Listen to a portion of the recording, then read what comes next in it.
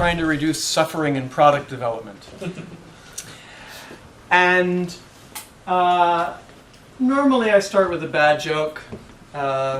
This is the one I usually start with.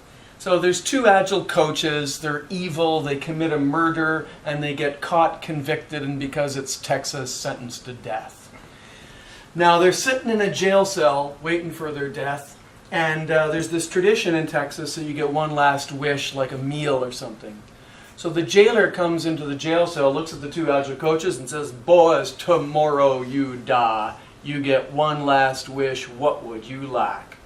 And the first Agile coach says to the jailer, "You know, I've always wanted to present a thorough and academic lecture on the subject of modern methodology. If I could do that before I die, I'd be a happy man." Well, the jailer looks at him and goes, "You're a sick man. But I tell you what, we'll round up all the prisoners, bring them to the auditorium tomorrow at noon. You can give your talk and then we'll kill you." So then he turns to the second Agile coach. "Boy, you get one last wish too. What would you like?" The second Agile coach looks at the jailer and says, "Mr. Jailer, please have mercy on me. There's only one thing I need now for peace of mind. Can you kill me before noon tomorrow?"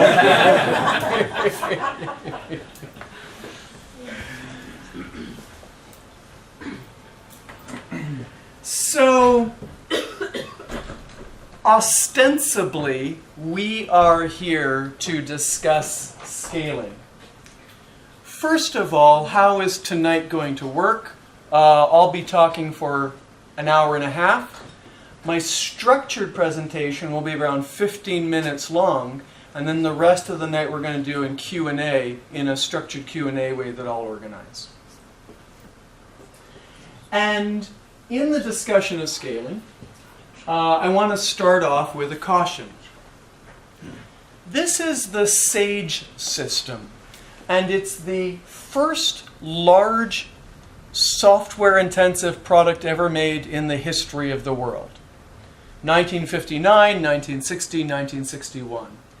And it eventually involved many, many programmers, hundreds of them, even though originally it was estimated to take a lot less and a lot less time. And when it was all over, the director was asked, "If you had to do it all over again, what would you do different?" And he said, "Find the 10 best people and write the entire thing themselves." And this is, I think, a very important lesson about scaling. And it's not to be forgotten. So I and other folks here, like Mark, who's a LeSS trainer here, and other folks who have been involved in scaling for some years, I'm pretty familiar with the domain of large multi-site and offshore development, and I'd kind of like to boil down my key advice. And that's don't, and don't. The reasons why people think that they need to scale are usually due to cognitive biases or thinking mistakes or classification mistakes about the nature of the domain or misunderstanding about the nature of how systems work. You know, for example, we have a hole and it's twice as big as that hole that we need to dig. So therefore we need twice as many ditch diggers. So the incorrect belief that creating software is something like digging a ditch, and that if the hole is twice as big, you need twice as many ditch diggers, as though it's some kind of a manual activity, and as though there was some kind of linear relationship between the size of the work and the number of people that need to be involved. Has anyone read the first book ever written with the word Agile in the title? And who's the author? If you're an Agile coach, I assume you have. The Bible? No, I mean literally the first book that had the... So who's the one of the founders of the field who wrote the first book about Agile? No, it's called Agile Software Development. And if you haven't read it, it sounds like, I suggest you do, because it was the first book written by one of the founders of the field and lays out in that book the big ideas of Agile. So it's quite interesting to know the big ideas of Agile, written by Alistair Coburn. And if you'd read it, you might remember the main appendix. And the appendix, to paraphrase the title of the appendix, is People as Nonlinear Systems. And it's all about recognizing that in knowledge worker domains of engineering, science, and so forth, the nature of the behavior of a person at work and the nature of the work itself is non-linear. So very naive assumptions about the number of people that you need to get work done, like twice as many requirements, twice as many people, is really not understanding the nature of the work. It's a misclassification problem, or you don't understand the nature of the systems. One of the other founders of the Agile world, and arguably the most influential person ever in the history of software development, who really introduced the idea of Agile, who created the idea of TDD and stories and continuous integration, and the founder of the field of patterns, many people don't know that, is Kent Beck. And very arguably the most important person ever in the history of software development. And Kent Beck once said, and I think this is a very useful quote to remember, software development is a learning activity with code as a side effect. And anyone who works as a programmer understands exactly what that means. Software development is a learning activity with code as a side effect. I remember being at a bank a few years ago where in a meeting, one of the business people said to the IT group that was in the meeting, and I quote, "We don't pay you to learn." By the way, the official company value was, "We are a learning organization."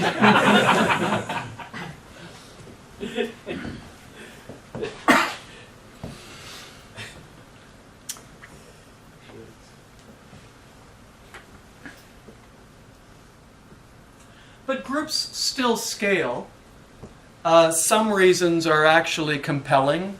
Bus Voda, the co-creator of LeSS, and my friend, and I both have spent a lot of time in telecom equipment R&D.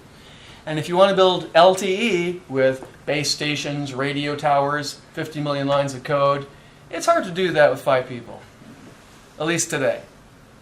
So there are some contexts in which I understand we need more than one team. But a lot of the reasons are questionable. Absolutely. So, is less for scaling? And I have to admit now, false advertising. Because less is not for scaling. And sometimes people ask me, is less the best system for scaling? And I don't know, nor do I care. Because I have zero interest in scaling. And less is not for scaling. Less is for descaling. It's for simplifying the organizational design. How can we apply Agile at scale in our big, complex organization? I'd like to suggest that this is the wrong question, although it's one you will hear a lot.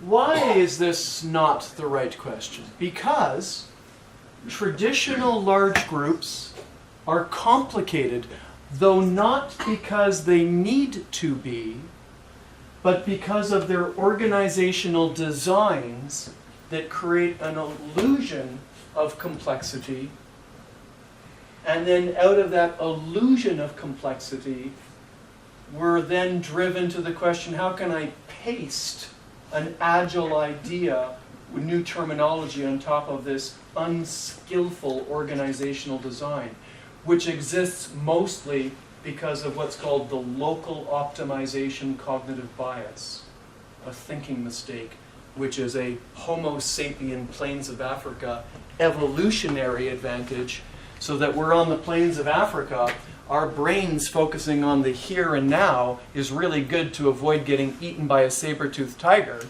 So just think about this. Our senses, our brain, our consciousness is very focused here and now. So we're very local in how we like to optimize. And questions like, I wonder what will happen if I add 20 JavaScript developers to the Philippines to do the front-end work in 19 months. Our brains are not very good in thinking in that way. We want to focus locally. And so the root cause of these unskillful organizational designs, where you have a requirements engineering group and a testing group and an architecture group and a UX design group and single function job titles like a programmer and a tester, all of these local optimization cognitive biases are founded really in evolutionary forces. And then we have a kind of a feedback loop where our thinking mistakes, this cognitive bias of local optimization, where obviously locally efficiency and locally optimizing makes sense to our Homo sapien Plains of Africa brains, and so therefore it's obviously more locally efficient to have a person called a tester who does the testing. And then that cognitive bias reinforces an organizational design of roles, career paths, and groups. And then we have a feedback loop. It's a reinforcing loop, because then you say, congratulations, you're a tester, and here's your career path, tester 1 through tester 4, and I'll give you more money if you locally optimize. And then this reinforces this cognitive bias of focusing locally. So we have a reinforcing loop. Seems to me that's very much at the root cause of why this exists. This is a question I'd like to suggest. How can we simplify the unnecessarily big and complex organizational design and be agile rather than do agile? And I'd like to pick up this word.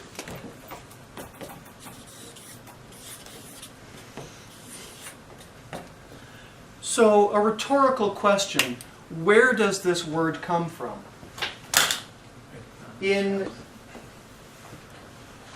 September of 2000, I got an email from a guy named Bob Martin. And Bob said in his email to me, Craig, I want to get a group of people together. You, Kent, Ken Schwaber, Ward Cunningham, Jeff Sutherland, Jim Highsmith, and we, for the last couple of years, have all been using this terminology that we would typically call lightweight methods, from 99, 2000, 2000. And it was Bob who said to us in this email, I want a name and I want a manifesto. This is really driven by Bob Martin. And so then he said, and Craig, where do you think we should hold this meeting?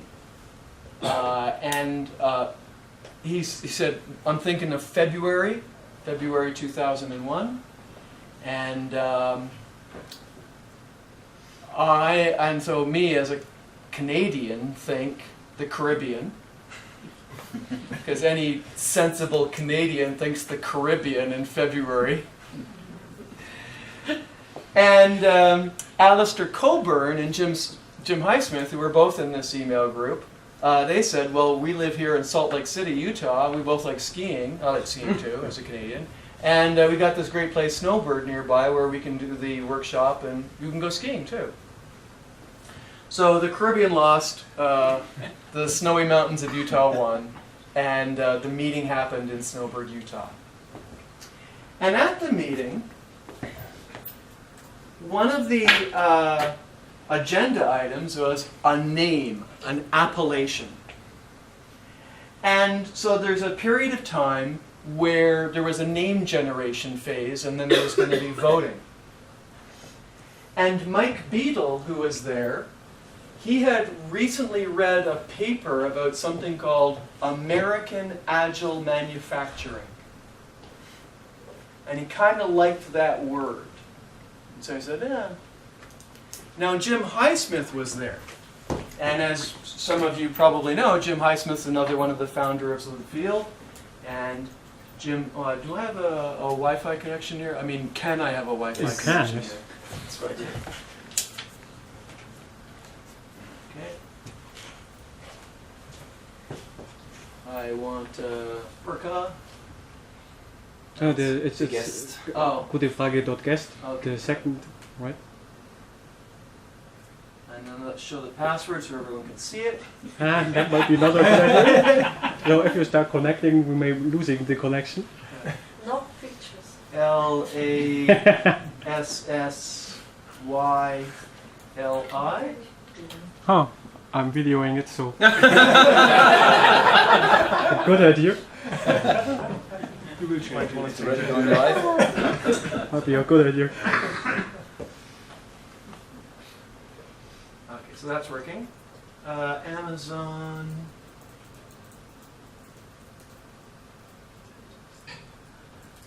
So Jim Highsmith, 1999, wrote one of the first books in this movement. If you ever get to Amazon, there we go. Called Adaptive Software Development, a book that I recommend you read. It's another one of the foundational books like Agile Software Development by Alistair. And Jim's book is called Adaptive Software Development. Jim's company was called Adaptive Software Development. And guess what Jim's framework was called? Adaptive Software Development. So guess what word Jim put on the list when the voting was happening? Adaptive. Adaptive. Now I'm going to share with you an interesting political insider story. Why didn't adaptive get the most votes? Almost everyone there at that meeting was a private consultant. And the thought was, you know, if we vote for adaptive, Jim's going to get all the business. And the only reason why Agile won was because they didn't want Jim to get all of the business. It was quite close at first. Yeah. And there's a point, though, to this potted history story, which is that both of the words, agile and adaptive, are and were synonyms for flexibility. And this is a very important point that I want to make here, is that everyone that was in the discussions for this meeting and who was there was thinking the purpose of Scrum, the purpose of XP, the purpose of Crystal, Alistair's system, the purpose of adaptive software development is not fast cycle time, not business value, not quality. The purpose of these systems was flexibility. And you could say that the big idea that we were trying to communicate was that the model of plan execute is an unskillful model because it's based upon the arrogance of assuming that your speculation in the plan is skillful and therefore we can execute on it. Instead of having the humility of saying, we don't know. We need to apply the scientific method of hypothesis, experiment, collect data, and then prove or disprove hypothesis, and then change. In other words, a learning organization based upon loops. That's what we were trying to say, that we need a learning organization based upon loops. In other words, the Agile movement by the people who started it had nothing to do with going faster, nothing to do with high business value, nothing to do with quality. This is very important to understand. I'm making this point because people have sort of lost the plot. This will be the surprising idea for the night. Agile is for agility. And people have lost the plot of what that meant. Agility meant, and I'm not finished yet, number one, it meant a loop-based organization, more precisely a double loop system, if you know what I mean by double loop management. I won't open up that box right now. And secondly, there was another implication, and this was the point of Kent Beck's book, another book that I urge you to read, another one of the foundational books from one of the people who founded this field, and is trying to lay out the big idea. look at the subtitle, Embrace Change. And some of you hopefully have read this. What is the main theme of, or just a rhetorical question, what's the main theme of Kent's first 2 chapters in this book? It's the following key point. So Kent, like Jim, Alistair, Ken, and others, was all trying to say 2 things. Number 1, this, and then number 2, key point, is that in process terminology, people speak of the transaction cost associated with a process cycle. That's the overhead of a process cycle. The transaction cost is the traditional term. And what Kent's opening chapters are about, and this is one of the big ideas of the Agile movement, is that if we want this system to work, we have to lower the cost of change. We have to lower the transaction cost. That's the key thing that we need to do in order to enable an agile system where we can take a step, get feedback, and then the feedback says, everything you thought was wrong, great, let's change direction. And we can change that direction because we can turn on a dime for a dime. The cost of change is really low. And then we can take another 1 or 2 week step, deliver the software, get feedback from the market or the users, learn where they say that's complete crap, and then change direction, and then spend the next 20 years changing direction based upon learning. That's the big idea. So Now- it's about flexibility or learning. What does flexibility? It's really about learning. Yeah. Well, actually, what it's really about is delivering the highest value, discovering what the highest value is through learning, and needing, therefore, these learning loops with low cost of change. In other words, agility is not for its own sake. Agility is the mechanism to teach you the highest value, which can change every month in the world, and so you're continually having to relearn what that is. In other words, to be taught what the highest value is might be true in January, but the market changes so that in February, what is the highest value could actually be completely different. The interesting thing is, I'm discussing this in the last time very often, and the interesting thing is, or my point of view is, that Agile is often understood like in product management or project management. So we care about our processes. Could it be that Agile contains 3 things? First, find the customer. Second, enjoy the customer or delight the customer. Mm-hmm.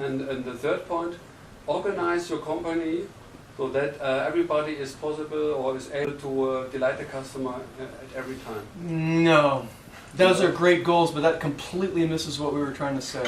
Okay. What we were trying to say is we have to have the humility to have the position that we don't know. Yeah. And that in order to achieve the goals, this is a Sutton point here, like those goals are great to delight the customers. But we're trying to say something subtler, which is that to have the humility to say we don't know how to delight the customer. And the mechanism to delight the customer needs to be the scientific method. You want to boil this down, we were trying to say apply the scientific method in product development.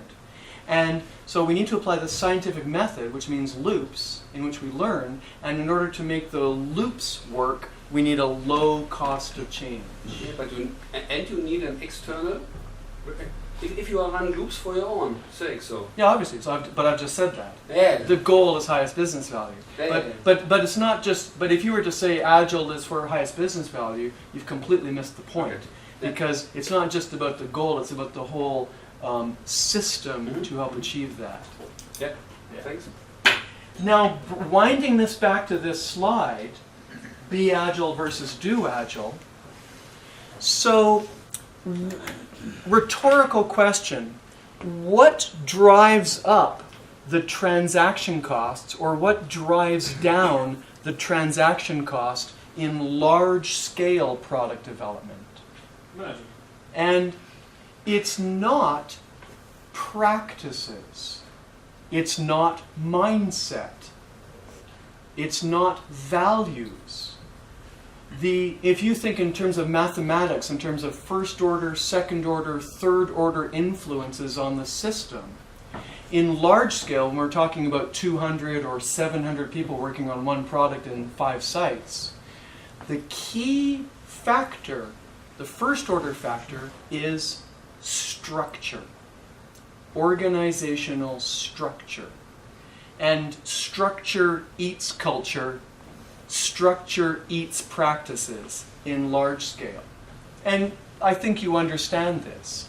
If you have 50 requirements engineers in Munich, and 50 architects in Beijing, and 50 front-end Java programmers in the Philippines, and 50 Java back-end programmers in Bengaluru, and 50 testers in Nigeria.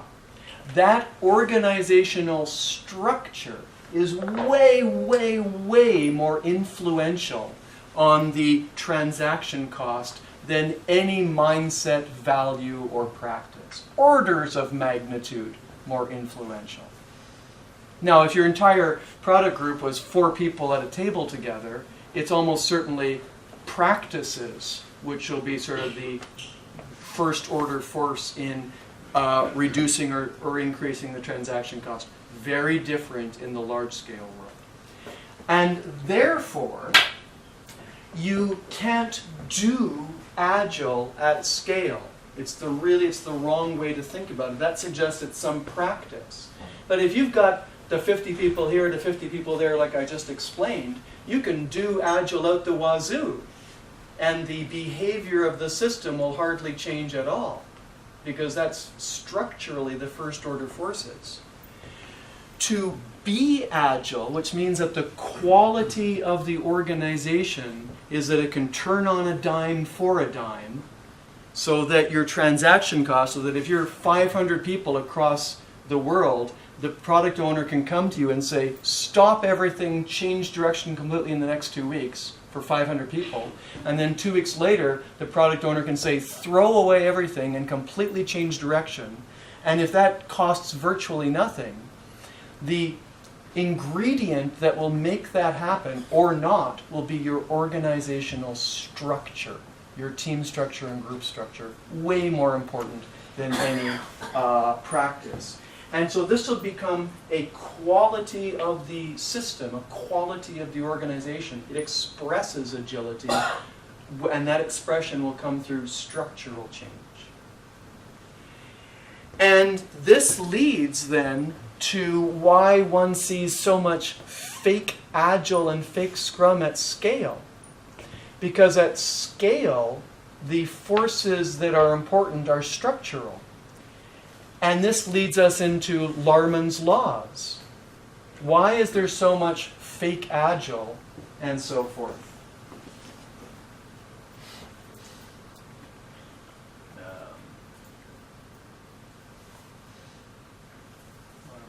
Larman's laws.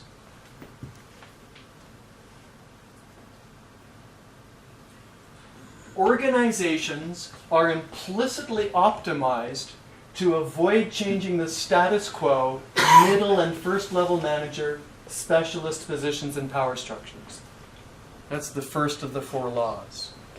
It's an implicit optimization. You're not going to find a plaque on the wall that says, we're optimized to maintain the status quo for the middle managers and the specialists. Now notice the connection between this first law and structure change.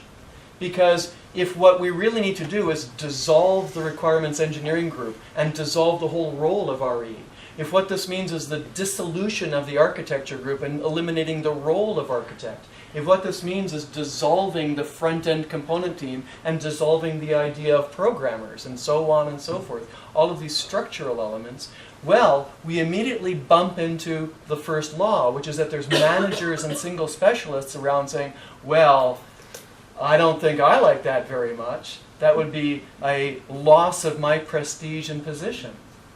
And so then the moves start happening to create the fake change. As a corollary to one, any change initiative will be reduced to redefining or overloading the new terminology to mean basically the same as status quo. And if you've been paying attention to changes, you know exactly what I mean. And by the way, this has got nothing to do with Scrum or large-scale Scrum. I've been working for 40 years. You think this is some new thing? I've seen this with Lean and TQM and Six Sigma. It's the same old story with just different terminology. And why did the TQM fad fail? Why did the Lean fad fail? Why did the Six Sigma fad fail? It's always the same reason. It's this. Not in German. It's completely different in German. Yeah. It's that there's this self-serving behavior or based upon fear of primarily wanting to maintain the status quo, because in large scale it's actually the structural elements that would need to change to make a first order change in the system. And so then you get the second law, and I think you probably understand what that really looks like in these fake agile adoptions.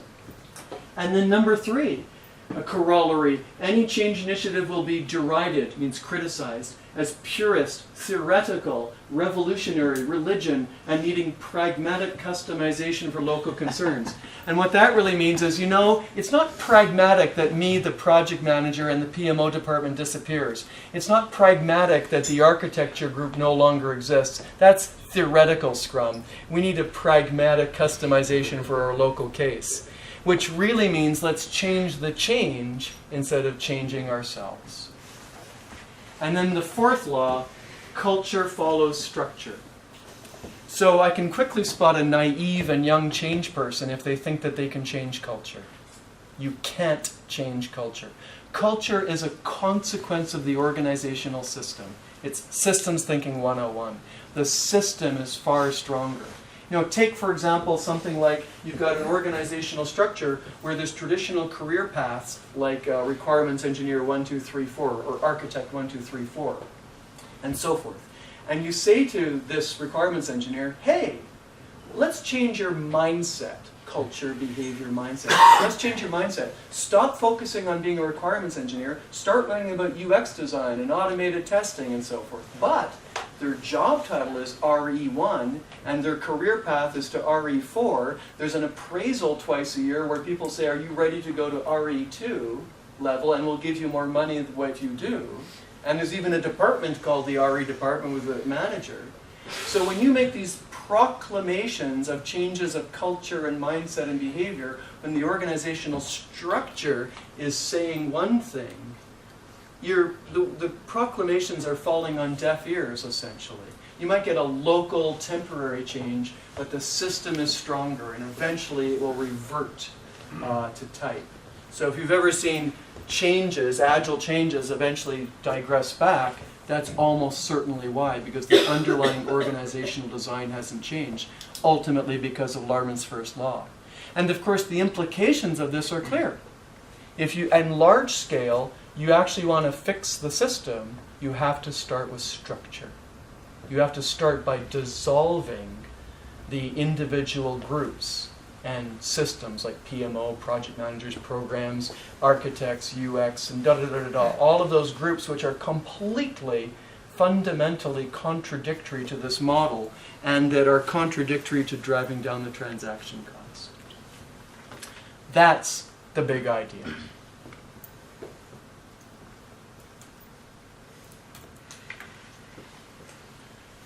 So what LeSS is about is descaling the organization, simplifying it, dissolving the unnecessarily complex organizational solutions and solving them in simpler ways.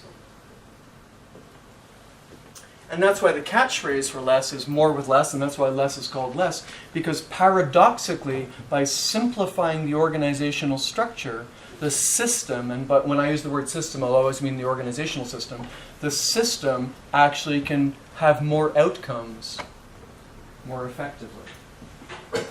So that's the first big idea. The second big idea is that I'm going to give a very brief introduction to some of the ideas in LeSS, and then we'll flip to Q&A.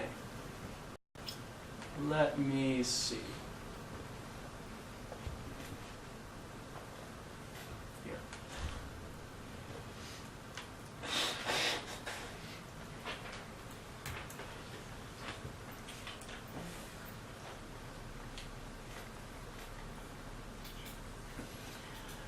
One of the things I've been, over the last 15 minutes, really pointing to is systems thinking. There's a set of principles in LeSS, and the most important of these, I would argue, is systems thinking. We need to stop looking locally and consider the system as a whole in large scale. There's so much more I could say about this. Systems thinking is the focus of the LeSS course, but it's not a box I can open up now. There's two frameworks in LeSS. There's the smaller framework, which works for around up to 8 teams. And then the product owner's head explodes, and we don't want that. And that forces us to divide and conquer. So those of you who know LeSS and LeSS Huge, it's important to know that LeSS Huge is undesirable. Because whenever you divide, you introduce the potential for local optimization. You create, whenever you make separate lists, you're creating, for example, local optimization. So we don't want to have LeSS Huge. It's a necessary evil, basically, so that the product owner's head doesn't explode by the complexity of the backlog and the group getting too large. But when they do explode, we flip to the second framework called LeSS Huge. Let's spend a couple of minutes looking at the smaller LeSS framework. There's one and only one product backlog. There's no backlog per team. There's one and only one product owner. There's 2 up to around 8 teams. 8's not a magic number. It's just an empirical observation of when the product owner's head explodes. And Scrum Masters are dedicated. Scrum Master can be from 1 to 3 teams. Really, really great Scrum Masters can probably only handle 1 team, and crappy ones can handle 3. And then each team has their own sprint backlog.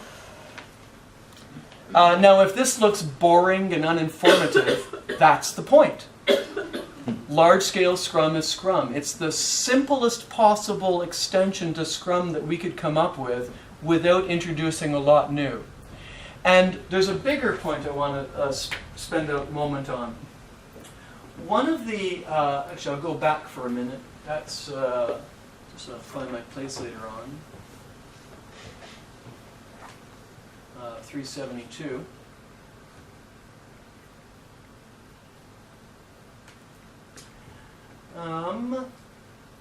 Here. If I, after 40 years of work, had to go to a desert island and only share one insight after 40 years of work, it would be this. It's that people need to own their ideas and insights and processes and frameworks and not rent them. This, if you're at a particular phase in your career, you might not really appreciate the implication of what I'm saying. But I guarantee you that it is a very, very important occupational psych dynamic and social dynamic. And back in the 90s, in addition to coaching groups in Scrum and XP, I also coached many groups in the adoption of the RUP for large-scale work. And I really came to see very viscerally, personally, how when you've got a large framework with a, I'm going to visualize it, it's like the RUP story, there's all kinds of potential roles, there's all kinds of potential artifacts, there's variety of processes, there's all kinds of best practices in the RUP, and I worked in this world a lot. And then basically the model is you've got a group, and this is sort of pushed onto the group. And then the idea was if it was too big, okay, well you can sort of simplify it and tailor it down. By the way, that never happened. And I won't open up the box on why it doesn't get tailored down, but that's a very interesting story.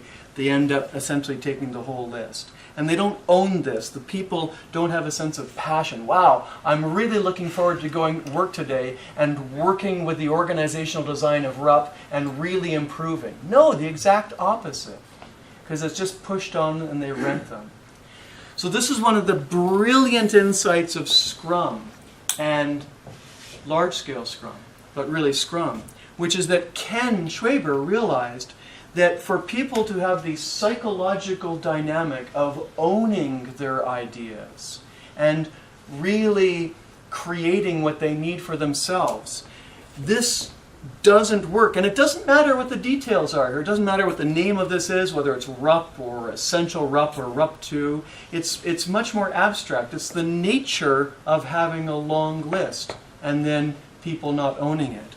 So Ken realized that basically, and this is a phrase from the early days of the Agile movement, barely sufficient methodology. Those of you who've been around since the late 90s in this movement remember, that's one of the messages we were always trying to say.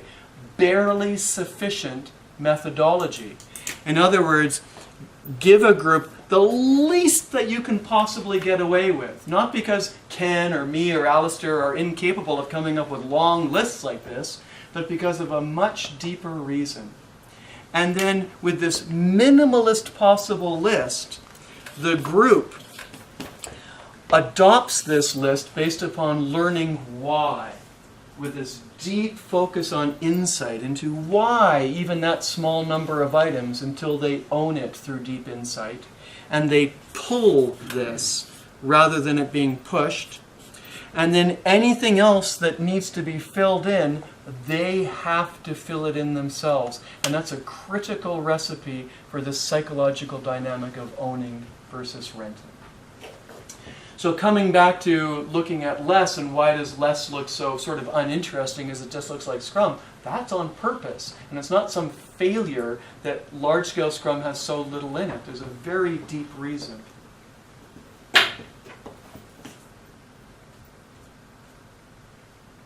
Back to 372, if I recall.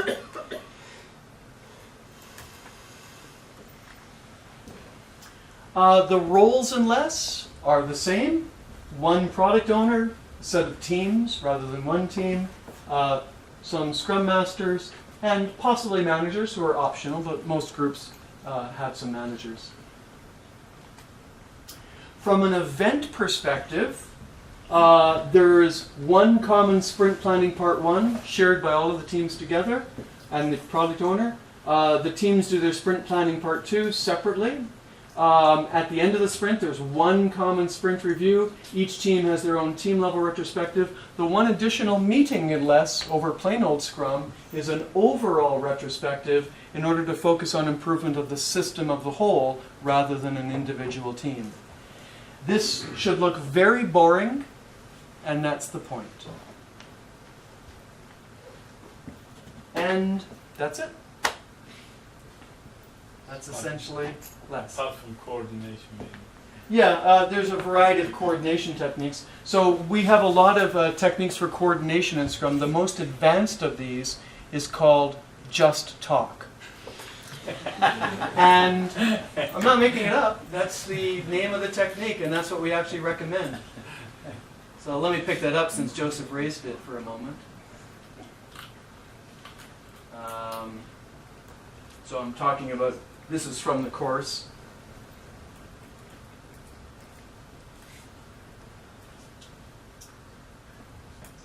Yeah, so our main technique for coordinating at scale is just talk. It doesn't need to be anything more complicated than that. And you certainly don't need any meetings or dependency matrices or Gantt charts or anything like that because there's no dependencies in a LeSS group.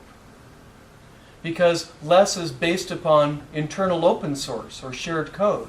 The only reason dependencies exist is if you have component teams with private code. If you cut the Gordian knot on that problem by eliminating private code, virtually all dependency problems just disappear. So there's almost no need for coordination because you've solved the coordination problem's root cause. Of course, there are still some motivations for coordination, but they become much simpler. And therefore, this is actually quite an effective way to do coordinating.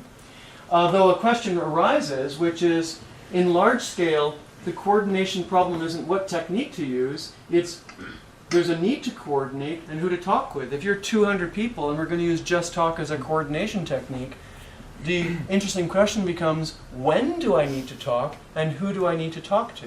And so that leads to the need for a signaling mechanism. And the signaling mechanism in LeSS for that is to communicate in code. And this is perfectly clear to people who work as programmers. Bas Voda and I, we work as programmers. I wasn't joking when I said I could do the Swift work. And if you're a hands-on master programmer, you know with modern social coding tools and plugins that telling you who's changed code where, that you can use the code to signal that we need to talk with someone. And the most important of these signaling, communicating code techniques is called to integrate continuously. Now I want to share with you the surprising meaning of continuous integration. Continuous integration means to integrate continuously. And that might sound surprising, but many people incorrectly think that continuous integration has something to do with a build server. And you can quickly spot someone who doesn't know the subject if they think it has anything to do with a build server. I'm an old XP developer from the 90s, one of the first in the movement, and this idea comes from XP, so I'm speaking from the original idea. We've always tried to explain to people integrating continuously. Notice how I flipped the phrasing to emphasize the verb, integrate continuously. It's a behavior by programmers. It's not a tool. It's the behavior of checking out and checking in as short a cycle as possible. If, for example, you check out code and you keep it checked out for a hellaciously long time, like 30 minutes, for example, then how are you integrating continuously? If all the programmers have got a file checked out for 30 minutes, you can have build servers out the wazoo. I really don't know where a wazoo is, but let's pretend. You can have build servers out the wazoo and you're not integrating continuously. So the heart of integrating continuously was the XP practice, the synergistic practice of TDD, where you do one TDD cycle, averaging around 2 minutes in Java. So that means that typically the longest cycle time that you're not integrating continuously is about 2 minutes. You check out a file, you do one TDD cycle, 2 minutes, commit, and all 100 or 200 people are doing that every 2 minutes, 8 hours a day. Yeah. Question. So does it mean that developer practices and technological flexibility have to be in place before you can start changing the organizational structure? To LeSS, yes. Because in the first sprint in LeSS, the first sprint when you flip to LeSS, you should be able to ship to production. So technical excellence is one of the principles of LeSS. You can't do this without we can't do this without the agile software development practices that we introduced in XP 20 years ago. Real continuous integration, TDD, clean code, all of that is a precondition for LeSS. All right, so I'll close off the kind of structured discussion, and now we're going to move into structured Q&A. And the way that we're going to do this is that you're first of all going to get together with someone else, like you two could get together and you two could get together. I'm going to start the clock for 2 minutes. And in the 2 minutes, just with your partner, just talk for a minute and see, hey, what questions should we ask? Someone can write them down or you can just remember them. And so this is a question generation period through a little bit of interaction and talking. And then in 2 minutes we'll come back together and then I'll have an organized way of going through them.